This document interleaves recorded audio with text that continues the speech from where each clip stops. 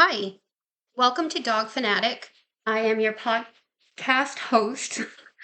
My name is Penny McKinney, and I am a lifetime groomer, trainer, be- behavior modification, all kinds of different things.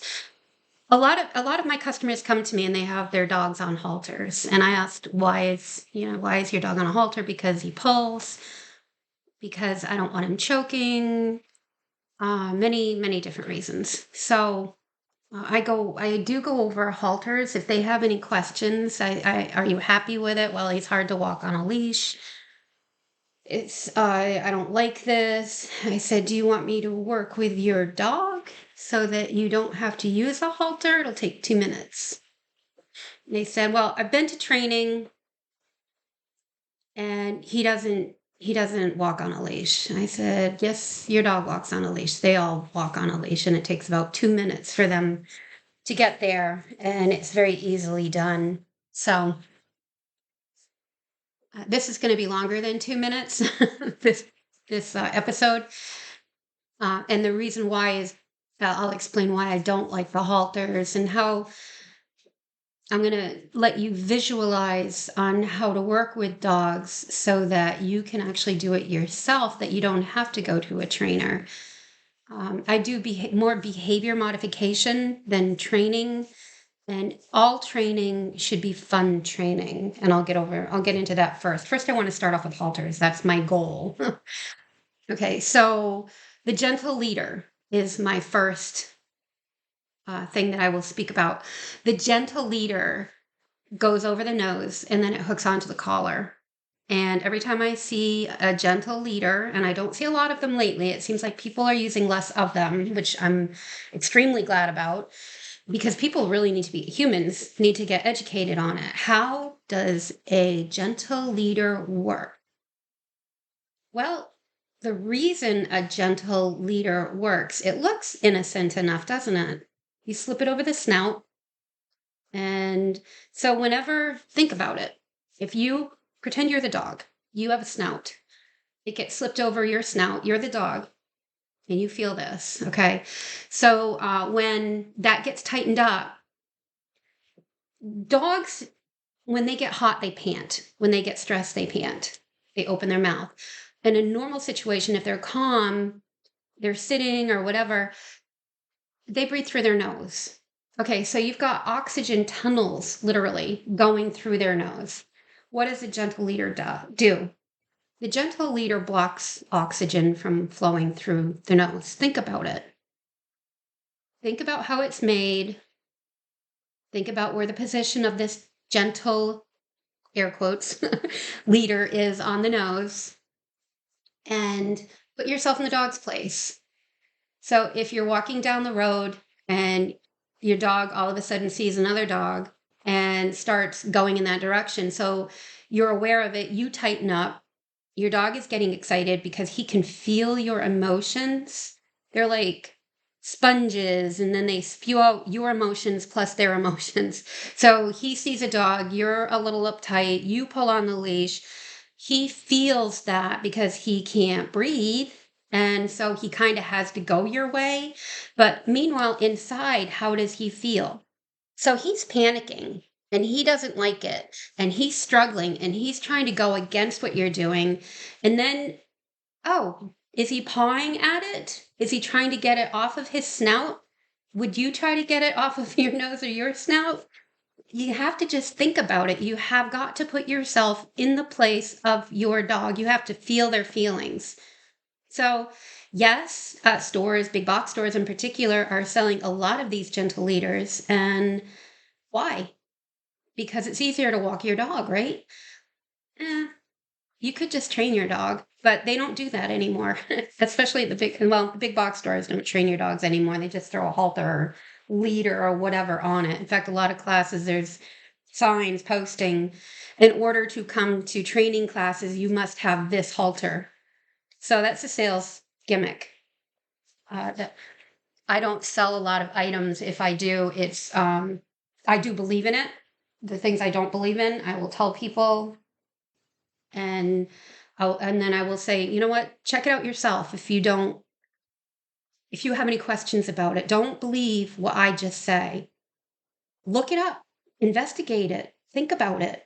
Okay, so that's a gentle leader. The other issue I have with a gentle leader, people that have the pulling breeds, you've got usually the Huskies, the Malamutes, the Pit Bulls, all the dogs that pull, and they're built for it. And that's what they do. All the sled dogs, all of them, Samoyeds, all of them, they pull. So they put the gentle leader on, and then sometimes the humans get annoyed at the dogs and frustrated, but they you know what? They have stuff to do, so they tie the dog out. But they tie them out on the gentle leader. And in the past, I've seen this. I have at my shop. I don't see it anymore, thank God. I've seen it where the gentle leader is used so much that it's left on the dog all the time. They tie the dog out on it, and it's like ingrained in their snout. You can see the rawness where it is. Every time I see that, it's like I my eyes squint, and I'm like, ugh, because people just don't know what they're doing. Humans need to educate themselves a little better. Because a dog is responding to something, that doesn't mean it's good. You need to research things and ask questions and, just put yourself in the place of your dog. So anyway, you don't, yeah, the dog, the picture that I have there is a Great Pyrenees mix in Nova. She's a sweetheart. And some people would put them on the larger dogs like this. Yeah, your dog would listen to you on a lead, but don't tie her out on it. Try not to do any of the halters leads. Just train them, and I'll go over the training in a little bit. I'd like to go over some of the other halters too. As I mentioned, some big box stores have little signs out. In order to come to class, you must have your dog on this halter or this lead or whatever. Why? Because they don't train the dogs. So you need to go somewhere that does. I do behavior training. I do, so it's fun. It's always fun. It's got to be fun. If you're dreading going to a training class, how do you think your dog feels? You should enjoy training classes. If somebody that's teaching your class is whining and complaining and just in a bad mood and swears a lot, you don't want to go to that training class. How do you think your dog feels there?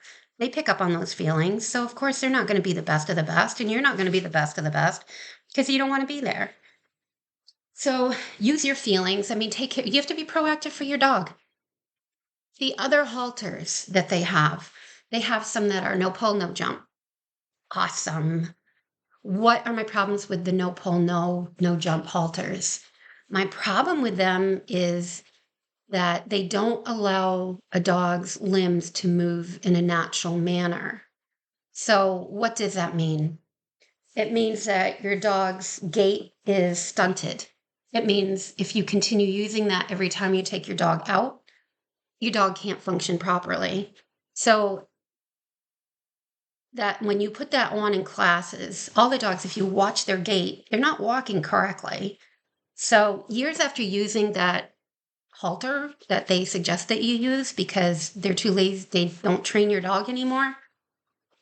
What happens is, okay, so years they're walking at a weird gait, and they are, I can see it, and it irritates me. It's like, not good. So you're going to have skeletal issues. You're going to have muscular issues.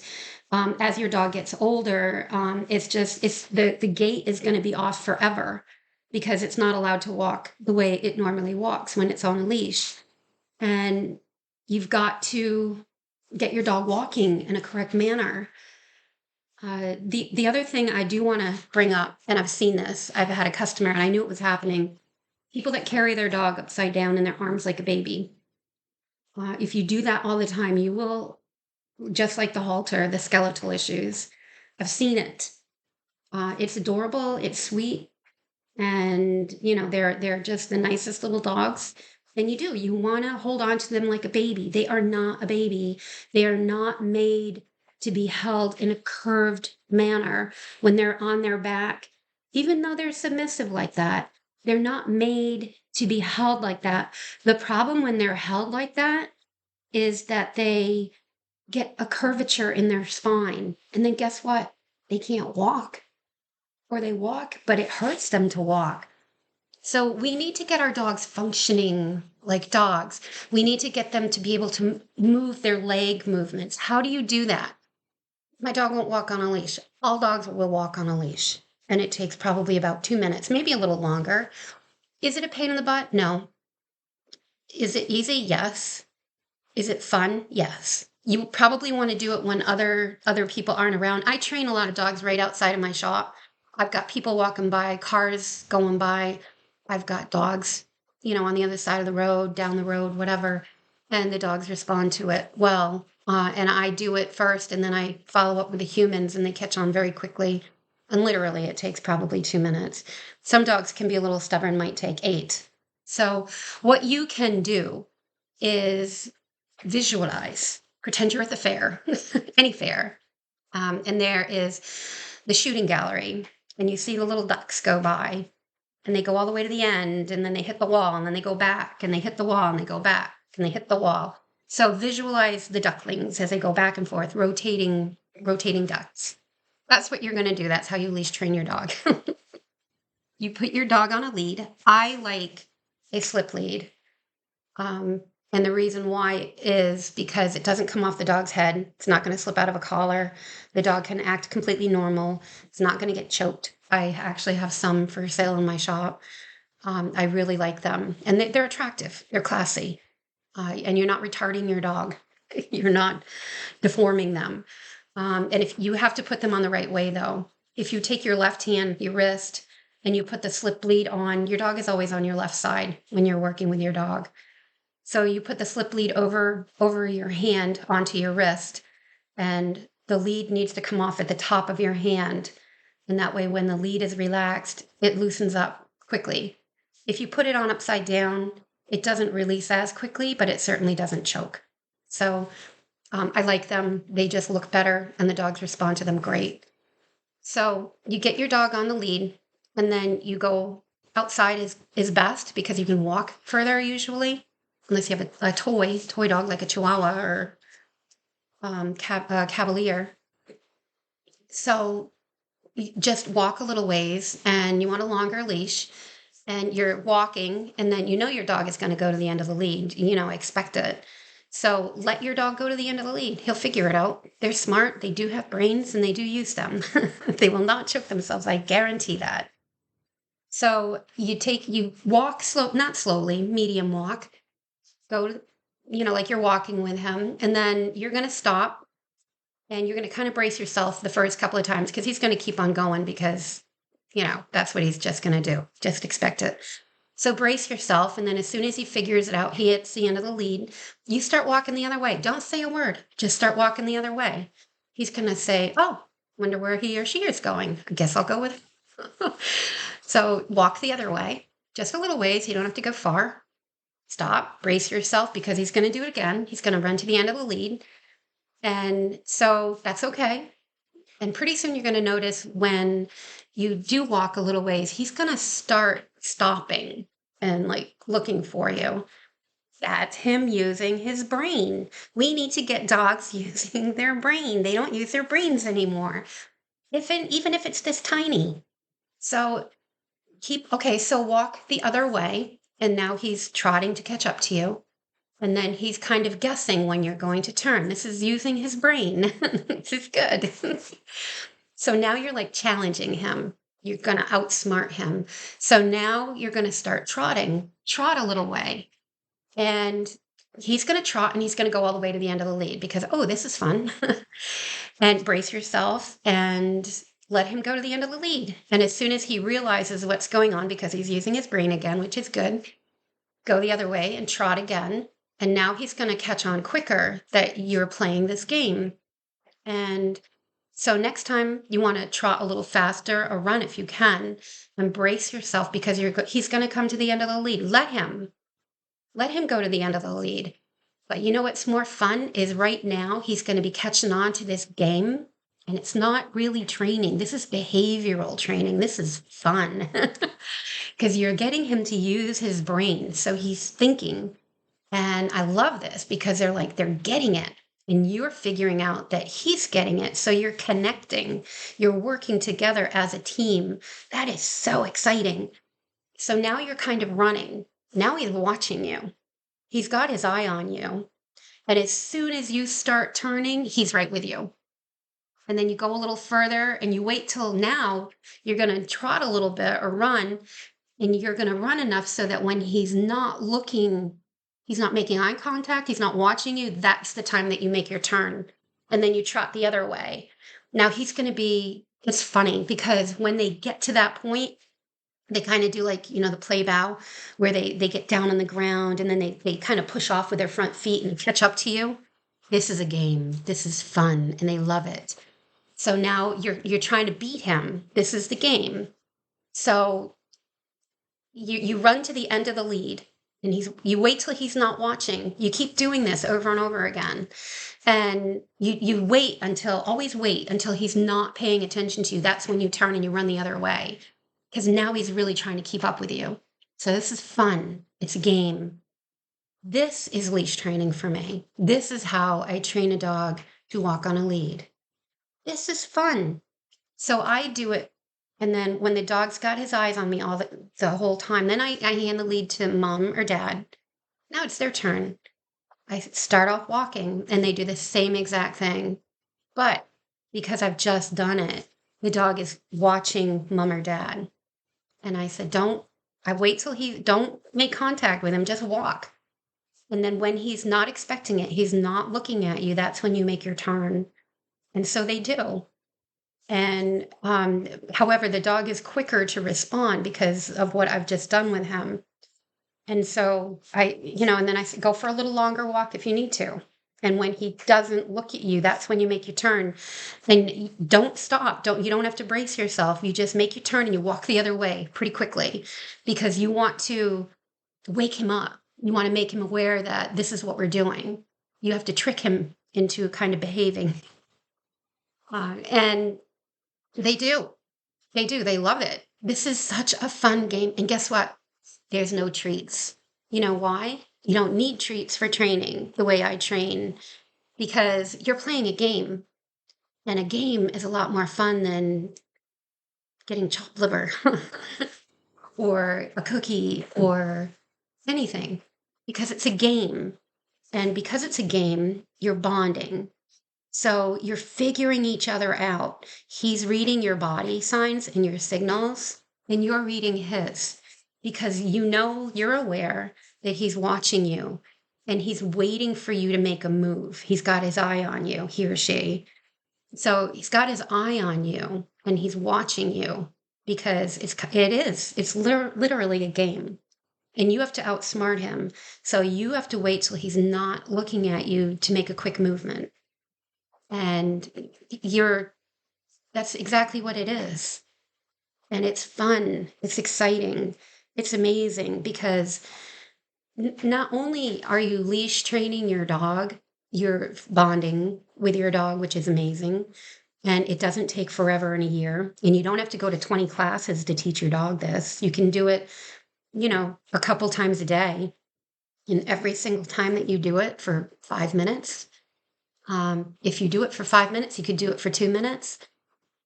He bonds closer to you because you are testing him and he's testing you. Because he's going to try and sometimes he might go to the end of that lead and pull a little bit, but you have to pretend he's not there and just walk the other way and be stern about it. I mean, you don't yell at him. You don't even have to say a word, but every once in a while you want to bend over while he's walking and pat him on his chest like 2 taps. Because that's an excitement place. If you watch dog shows, a lot of times the handlers will pat 1, 2 on the chest. What that does is it gets the dog up and motivated and excited. So before you take off, a lot of times 1, 2 taps on the chest and he's ready to go. So that will get him excited and know that he's going to be in for a good time. So do I prefer the halters over the training? Definitely not. Will a dog choke itself on a leash? Definitely not. Because you know what? You've worked with your dog. You're training your dog. You're loving your dog. And you know what? Your dog loves you for it because you're not just Kite on a string is what I call a lot of. I've seen groomers that can't walk a dog, and they literally do. They look like a kite on a string. They're flailing after after a dog, and I've seen it. Dogs are just walking down the road pulling people like they look like a kite. Humans look like kites on the end of a lead, which is crazy. So it takes a couple of minutes, and you can feel good about it, because if you have a small dog, a little dog, a hound dog, because hounds are pretty stubborn with their noses, but if you get them engaging with their brain, they're going to pay attention to you, and they're going to look good on a lead, and you can be proud of yourself because you work with your dog 5 minutes a day. You don't have to work with your dog for an hour class of training. That's insane. I'm sorry, but that's a lot on a dog. You want to keep training sessions really short and fun and exciting. And this is a good way to start. I don't care how old your dog is. It can be a puppy, it could be a 6-month-old puppy, it could be a 9-month-old puppy. 6 months old is fine to start training like that. 3 months, you might want to be a little wait because they just can't walk that fast or they just don't, their brains haven't developed yet. But at 6 months is a good time to start. And it does not take long to train your dog. And you can do it yourself, and you can feel proud of yourself, and you can feel proud of your dog. So I just want, you just need to be able to do that. And it's crazy not to, because these halters and gentle leaders are not what they say, but it's a good gimmick that they sell. And the louder leads, the other leads that I also like, the collars, I do like. It's called an obedience collar, but some people label it the choke collar. And if you put it on the same way as you do a slip lead, the one thing I do like about the so-called choke collar, it's the silver collar, is when you're going to turn, the chain makes a noise for the dog, so it alerts the dog that you're going a different way, so he's paying attention. It's not there to choke a dog, which is, I don't even understand how it got that name, but it's there to cue them so that they're alert that you're moving a different way. So I do like a chain on the neck, because that way the dog is just paying attention more. It's like a cue, a calm cue that's not a voice. So anyway, I hope you have enjoyed this today. This is something I talk to a lot of my people about, and I do work with a lot of my people. I am, yes, a dog groomer, but I've also been a trainer forever, specializing in behavior. And every training session should end in positivity, happiness, love, play. Always play when you're done training. And like I said, I'm going to reaffirm this. If you are going to a training class and you're not happy, if that person is complaining, swearing, angry, don't go there. Don't go there. You can get your money back. You should be enjoying your classes. And a lot of it you can do yourself. It's just, for me, it's all common sense. And I love seeing a dog's brain kick in. And we need to see more of that and do more of that, because when your dog is using your brain, he's going to feel better. And you're going to have a better relationship with him. You're communicating with him. So anyway, I want to say thank you for joining Dog Fanatic. And I will have many other cues and stories. I think I'm going to be doing a story next on St. Bernards. One of my St. Bernards I had saved many people's lives and animals. So anyway, I enjoy Dog Fanatic. And if you have anything that you would like me to talk about, whether it be training, diseases, questions, how do I talk to my veterinarian? That's going to be a subject. Life, life and death.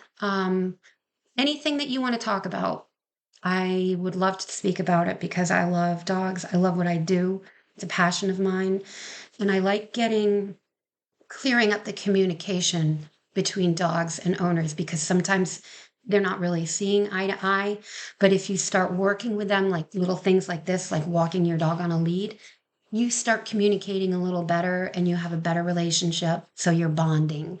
Bonding is wicked important. You can't just let a dog not use its brain, because you will love your dog so much more. And he is smart. All right. Well, you have a good day. Mention in comments what you would like to hear. I would love to get into it. And thank you. And please subscribe.